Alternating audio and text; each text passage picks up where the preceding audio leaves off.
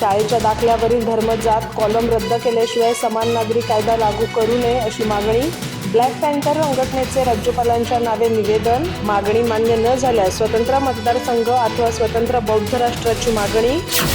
शाळेच्या दाखल्यावरील धर्म आणि जात नमूद करण्याची सक्ती कायम ठेवून समान नागरी कायदा लागू करणं हे सामाजिक समता आणि भारतीय राज्यघटनेच्या मूलभूत तत्वांच्या विरोधात असल्याचा दावा करत समान नागरी कायदा लागू करण्यापूर्वी शाळेच्या दाखल्यावरील धर्म आणि जात हा कॉलम रद्द करावा अशी मागणी ब्लॅक पॅन्थर संघटनेचे संस्थापक अध्यक्ष सुभाष देसाई यांच्या नेतृत्वाखाली राज्यपालांच्या नावे निवेदनाद्वारे करण्यात आली आहे. ही मागणी मान्य न करता समान नागरी कायदा लागू केल्यास अनुसूचित समाजासाठी स्वतंत्र मतदारसंघ अथवा स्वतंत्र बौद्ध राष्ट्राची मागणी मान्य करावी अशी भूमिकाही निवेदनात मांडण्यात आली आहे. राज्यपालांना दिलेल्या सविस्तर निवेदनामध्ये भारतातील जातीय आणि धार्मिक विषमता, सामाजिक न्याय, आरक्षण, संविधानिक हक्क, समानता, धर्मस्वातंत्र्य तसेच केंद्र आणि राज्य सरकारच्या विविध धोरणांबाबत संघटनेची भूमिका मांडण्यात आली आहे.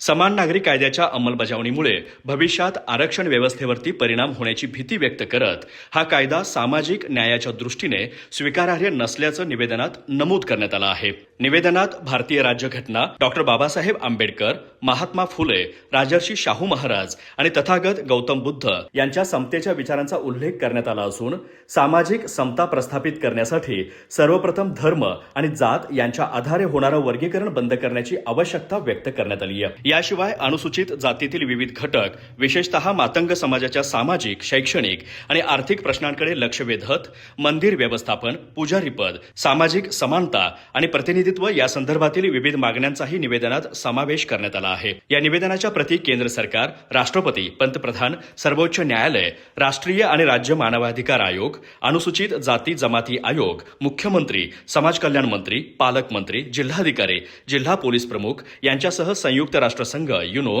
आणि आंतरराष्ट्रीय न्यायालय यांनाही पाठवण्यात आल्याचं निवेदनात नमूद करण्यात आलं. हे निवेदन सुभाष देसाई यांच्यासह प्रवीण निगवेकर, दयानंद कांबळे, प्रल्हाद कांबळे, दयानंद व्हन्नाळीकर, तुकाराम कांबळे, सुषमा कांबळे, प्रिया कांबळे, तानाजी गोंधळी आदींच्या स्वाक्षरीने सादर करण्यात आला आहे. अधिक माहिती आणि ताज्या घडामोडींसाठी आजच आमचे चॅनल सबस्क्राईब करा.